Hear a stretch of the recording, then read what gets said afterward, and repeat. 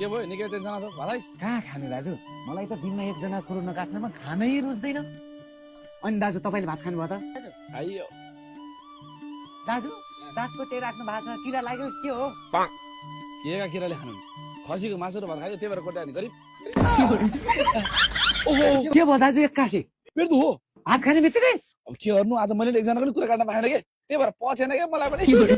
हामी दुई एउटै ज्ञानको भयो नि त होइन म पाइखाना गराएको छु ल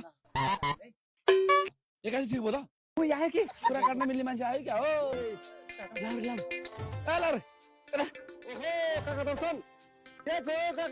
हाम्रो त किसिम छ नि तेरो जस्तो हलेर हिँड्ने जिन्दगी हो र अनि के धेरै पछि गाउँ आइछस् किन हो बिहे गर्न आएको तेरो नि ब्याउने भयो होइन बहिनीको तँलाई कसैले पत्याउनु नि पर्यो नि अनि केटो चाहिँ कहाँको हो नि ज्वाइँ त काठमाडौँको पाइलट हुनुहुन्छ छ्या छ्या छ्या छ्या छ्या पाइलट आकाशमा हिँडेको भरभर हुन्छ बाबु कतिखेर थाहै छैन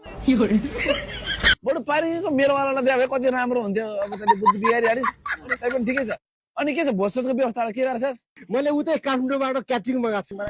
के भन्दा किसिमै त हामी बनाइदिन्थ्यौँ नि त्यही त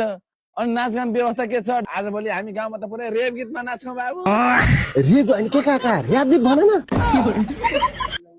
जेसुकै भए पनि स्पिकर चाहिँ कस्तो छ यही त हो नि एउटा नाथे चाउचौको बाक्सा अथवा स्पिकर ल्याएर 3 गाउँको मान्छे नचाउन सक्छस् त स्पिकर पावर पुग्छ हेत्तेरे काका अल्टीमा हो नि त अल्टीमा अल्टीमा 3 गाउँको मान्छे 1500 हुन्छ कम्तीमा पुग्छ यसले पावर हेत्तेरे काका 1500 होइन के 3000 मान्छे नचाउनु पुग्छ स्पिकरले